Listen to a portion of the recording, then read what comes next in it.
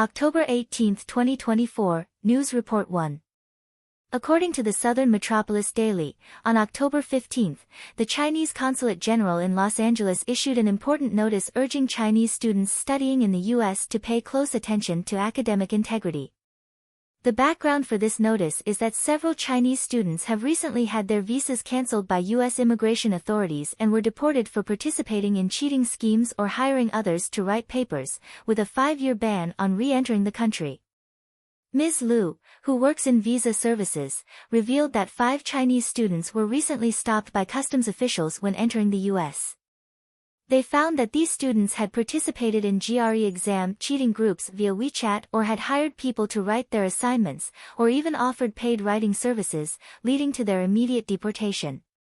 Ms. Liu also mentioned that if students refuse to surrender their phones, they are typically taken to a so-called black room for questioning. Some students admitted to academic fraud during these interrogations. Study abroad consultants stated that the phenomenon of academic fraud is spreading virally among Chinese students. Many students who find writing agencies recommend them to their classmates, and these agencies often pay commissions to the referrers, leading to an increasing number of students falling into the traps of hiring writers or exam proxies. The Beijing News reported that China's ghostwriting industry has formed a vast market. For example, a certain writing studio received over 600 orders for paper writing or revisions in just 4 months. Currently, many writers have begun to use artificial intelligence to complete paper tasks. Students only need to provide an outline, and AI can produce a 5,000-word paper in 40 minutes for a fee of 5,000 yuan. Writers indicated that their services do not include researching materials or data for students, and if relevant data is not provided, AI will generate it independently. Study abroad consultants emphasized that there are significant differences between the U.S. and China regarding academic integrity. In the U.S., once a student is found to have hired someone to write for them, they may face consequences such as grade cancellation, suspension, expulsion, or even deportation. In severe cases, they may encounter legal action in the U.S., which could result in up to 10 years of imprisonment or fines of up to $200,000. Having a record of academic fraud in the U.S. can severely affect student studies and future employment opportunities. In light of this, the Chinese Consulate General in Los Angeles reiterated in its notice that students must resist hiring services, plagiarism, and cheating. If using artificial intelligence to complete academic tasks, they must ensure compliance with their school's relevant regulations to avoid irreversible consequences. News Report 2. On October 18, the People's Bank of China announced the establishment of a stock repurchase and increased lending program, while also initiating swap operations between securities, fund, and insurance companies. The aim is to support the stock market through these 2 new financial tools. PBOC Governor Pan Gongsheng stated that the first tool provides loans to listed companies to help them buy back and increase their stock holdings, which is a type of swap operation. The second tool provides loans to securities companies to support their stock purchases. The initial fund size for these measures is 300 billion and 500 billion yuan, totaling 800 billion yuan. At the same time, China Central Television reported that the 6 major state-owned banks in China announced a reduction in RMB deposit interest rates starting October 18. The interest rate for demand deposits has been lowered by 5 basis points, while the rates for 3-month, 6-month, 1-year, 2-year, 3-year, and 5-year fixed deposits have been cut by 25 basis points. Following the rate cuts by large state banks, smaller banks are expected to follow suit. Regarding the reasons behind the People's Bank of China's decision to cut interest rates, the core reason is the decline in loan rates. With the previous reductions in mortgage rates, deposit rates also need to be lowered accordingly, otherwise, banks may face losses. By reducing deposit rates, the government can also lower the cost of issuing national bonds, keeping bond rates slightly higher than deposit rates to make government financing more affordable. Although lower interest rates help reduce residents' mortgage costs, the government is more concerned about its own national debt costs. In the foreign exchange market, on October 18, the closing price of the RMB was 7.1035, an increase of 198 basis points compared to the previous day. The RMB midpoint rate that day was 7.1274, down 54 basis points from the previous day. At 11 a.m. Eastern Time, the RMB exchange rate was 7.1000, rising 228 basis points from the last trading day. In the stock market, on October 18, the A-share market rose sharply, with the Shanghai Composite Index closing at 3,261 points, up 2.9%. The Shenzhen Component Index closed at 10,357 points, up 4.7%.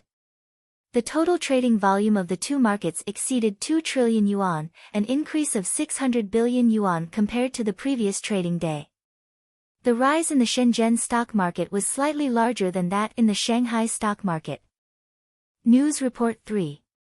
According to the Korean news agency, on October 18, South Korea's National Intelligence Service stated that North Korea has dispatched 4 Special Forces brigades, totaling about 12,000 soldiers, to assist Russia in combat. These brigades are heading to Russia to be deployed at 4 military bases for acclimatization training, after which they will be sent to the front lines. The South Korean intelligence agency also released satellite images showing that between October 8 and October 13, Russian naval transport ships had transported these North Korean soldiers to Russia. This marks the first large-scale deployment of ground troops from North Korea to participate in the war in Ukraine.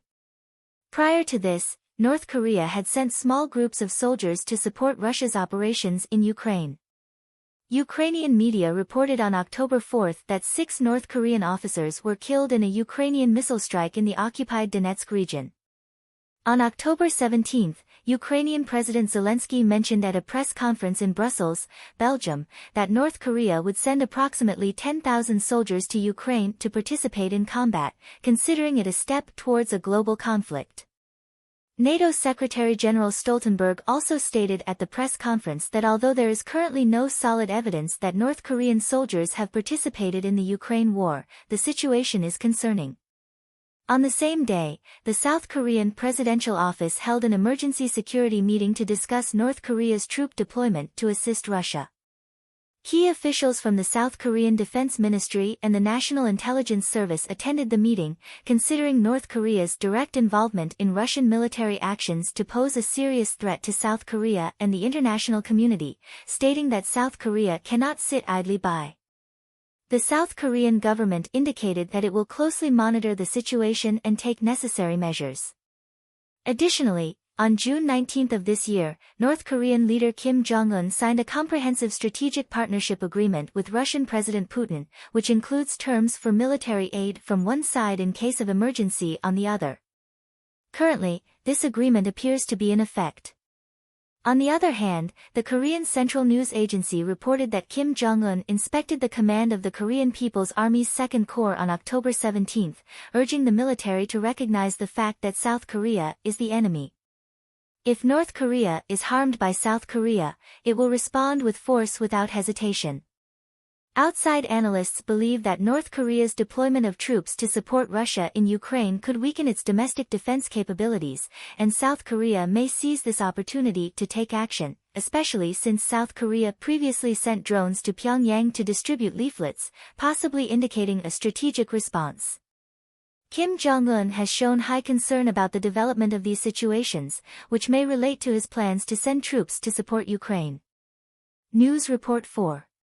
According to the Wall Street Journal, on October 18, Taiwan's President Lai Ching-te visited the Coast Guard Administration Fleet in New Taipei City, emphasizing Taiwan's commitment to strengthening its maritime defense capabilities in the face of threats from China. Lai stated that over the next 7 years, Taiwan plans to build 11 Coast Guard vessels, each weighing 1,000 tons, to address China's gray zone threats in the region and to ensure the safety and equipment upgrades for Coast Guard personnel.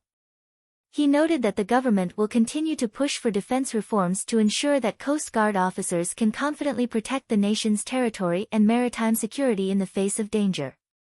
Lai particularly praised the Coast Guard's monitoring of Chinese Coast Guard vessels, stating that they have shown proactive and decisive responses to China's incursions in the gray zone.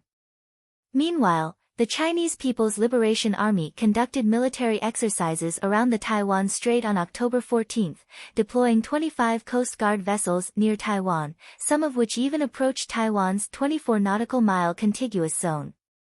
In response, Taiwan's Coast Guard vessels implemented one-on-one close monitoring of the Chinese Coast Guard vessels. Lai reiterated Taiwan's unwavering determination to defend its territory, uphold national sovereignty, maintain maritime security, and guarantee international freedom of navigation. During his inspection that day, Lai also visited the Air Force and Navy units, expressing gratitude to pilots via radio communication. He inspected the deployment of the Sung Fong 2 and Sung Fong 3 missiles. Since the Democratic Progressive Party, DPP, took office in 2016, Taiwan has actively promoted the national ship, national building policy, constructing 7 indigenous Shilki submarines, one of which is expected to be commissioned next year, and 5 Tuajiang-class missile patrol vessels, which are planned to be launched in batches by 2026. News Report 5. According to the World Journal, early voting began in North Carolina on October 17, with voters eagerly participating and driving early to polling stations. Due to the high enthusiasm for voting, heavy traffic resulted in congestion, leading police to be dispatched to the scene to manage the traffic flow. Some voters had to park several blocks away and walk to the polling station. Early voting has been a common phenomenon in the presidential elections of 2016 and 2020, with most North Carolina voters choosing to vote early. North Carolina is a key swing state in the U.S. presidential election, holding 16 electoral votes. The competition for the 2024 presidential election remains fierce. A recent Reuters poll showed former President Donald Trump's support in North Carolina at 48%, while Vice President Kamala Harris's support was at 47.5%, indicating a narrow margin between the two candidates. According to statistics from the American election data analysis firm TargetSmart, as of October 16, over 7 million voters have voted early in 7 key swing states. The statistics show that 3.84 million Democratic voters have already voted, while 2.55 million Republican voters and 630,000 unaffiliated voters have cast their ballots. During the 2020 presidential election, early voting became the primary voting method due to the outbreak of the COVID-19 pandemic, aimed at reducing the risk of voter congregation at polling stations. This trend has continued into the 2024 elections. News Report 6. According to a report from the Taiwan Audit Office on October 18, the Kinmen branch of the Taiwan High Court ruled on August 2 in the case of Lin Qingqia, the former Chief of Staff of the National Army's Kinmen Defense Command, for corruption, sentencing him to 6 years and 8 months in prison. Lin was found guilty of misappropriating a washing machine purchased by the military for personal use at his home.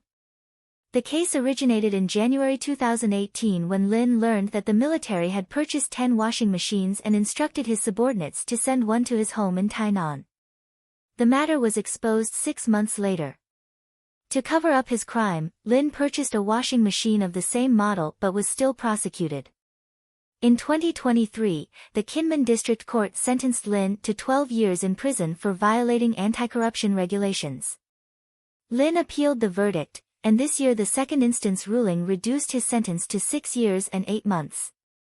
Further investigations by the Audit Office revealed that Lin not only embezzled a washing machine but also used military food funds for personal expenses related to Father's Day and misappropriated Kaoyang liquor intended for official banquets. Additionally, he illegally used military vehicles to transport friends and family for recreational activities in Kinmen.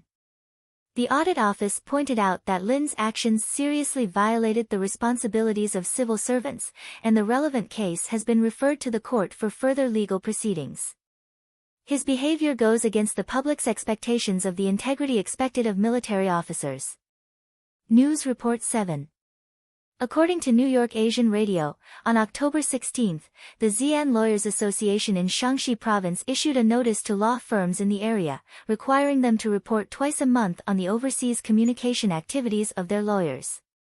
This notice includes activities such as lawyers organizing exchanges abroad, receiving visiting foreign lawyers, establishing representative offices or offices overseas, and hosting forums and seminars. All such overseas communication activities must receive prior approval to continue. A lawyer from Xi'an commented that the essence of this notice is that the government wishes for law firms to disclose their lawyers' overseas communication contacts and discussion contents, especially concerning any remarks that may be detrimental to the government. Such measures have raised concerns about the Chinese government's monitoring and restriction of citizens' rights. Lawyer He from Jiangxi Province criticized this regulation, stating that citizens' rights to organize group exchanges abroad are fundamental, and that the association's regulations lack legal basis, rendering them illegal. He pointed out that this is a means of control aimed at citizens, especially journalists and lawyers, whom the government considers to be a threat. Similar measures deepen concerns about the Chinese government's tightening grip on the legal field and freedom of speech, with some even comparing these practices to the monitoring and control seen during the Cultural Revolution. News Report 8. According to Ming Pao, on October 17, the Hong Kong District Court sentenced 6 police officers involved in falsely accusing homeless individuals of drug possession, with prison terms ranging from 25 to 41 months. The 6 officers were found guilty of obstructing justice, including covering surveillance cameras with wet wipes during a drug operation in February 2020, using golf clubs to assault homeless individuals, and falsely accusing them of drug possession. More seriously, the police were also alleged to have tampered with evidence to cover up their actions. One of the homeless individuals, Lai Mingxi, died after being hospitalized due to a foreign object wrapped around his neck during his detention, further exacerbating the severity of the case. Judge Chung Kai noted that the 6 police officers conspired to create false statements, falsely accuse citizens, and attempt to cover up evidence, which constitutes a serious crime harming public interest, thus resulting in heavier sentences. As for whether a 41-month sentence is sufficient, the severity of the sentence often depends on legal provisions and the judge's discretion. Some may argue that police abuse of power and obstruction of justice, especially in such serious circumstances, should warrant longer sentences of over 4 years to serve as a stronger deterrent. However, specific sentencing needs to consider the legal framework, case circumstances, and the nature of the crime. News Report 9. First Financial News reported on the 2024 China Major Cities Commuting Monitoring Report, which reveals the commuting status and trends in major Chinese cities. The report surveyed 45 cities with metro systems across the country, focusing on commuting distances and times, particularly in 22 super-large and large cities. 1. Long commute phenomenon. In these cities, over 8 million people have a one-way commuting distance of more than 25 kilometers, accounting for 8% of the commuting population, an increase of 1 percentage point compared to 2019. In the 4 major cities of Beijing, Shanghai, Guangzhou, and Shenzhen, 12% of residents in Beijing commute more than 25 kilometers, while Guangzhou and Shanghai have 10%, and Shenzhen has 8%. 2. Commuting time. The report indicates that in the 22 major cities, 12% of commuters take more than 1 hour to commute. In Beijing, 28% of residents commute for over 1 hour, with nearly 1/3 of people spending more than an hour getting to work. In Shanghai, this figure is 18%, in Guangzhou 14%, and in Shenzhen 11%. Despite Shenzhen's smaller urban area, some residents still commute for over an hour, likely due to living in suburbs or surrounding areas far from their workplaces. The report highlights that differences in urban rail transit efficiency significantly impact commuting experiences. Guangzhou and Shenzhen's subway systems show higher commuting efficiency, particularly in long-distance commutes of over 20 kilometers. In contrast, Beijing's rail transit is less efficient, especially for commuters from Fangshan District, who travel nearly 39 kilometers and take about 2 hours. 3. Commuting radius. Shanghai surpassed Beijing last year to become the city with the largest commuting radius, with a maximum commuting distance reaching 42 kilometers. The report also notes that a commute over 40 kilometers taking 90 minutes is considered the limit for urban commuting. Due to a lack of rapid rail transit, Beijing has lower efficiency in long-distance commuting. In comparison, Guangzhou and Shenzhen have more efficient subway systems and shorter long-distance commuting times. This report reveals the increasingly severe commuting issues in super-large cities, highlighting the need for coordination between urban expansion and transportation system planning to improve residents' quality of life. News Report 10. According to SBS television, the Australian government is preparing legislation to combat certain improper business practices. These practices include 1. Hidden fees, additional charges that gradually increase at checkout, such as extra fees that consumers are not clearly informed about when checking out. 2.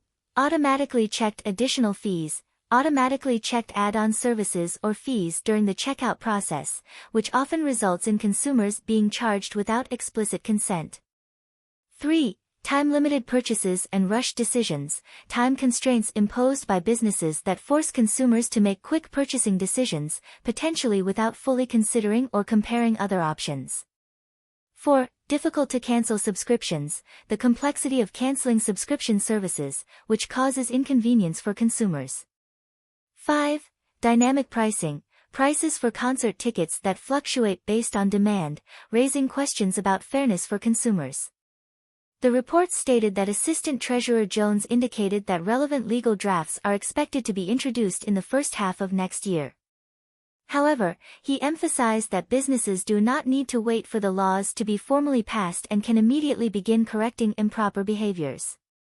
Similar legal frameworks have already been implemented in the UK, Europe, and the US, indicating a global trend toward increased regulation of improper business practices. The advancement of this legislation will help improve business transparency, protect consumer rights, and reduce the impact of improper business practices on consumers.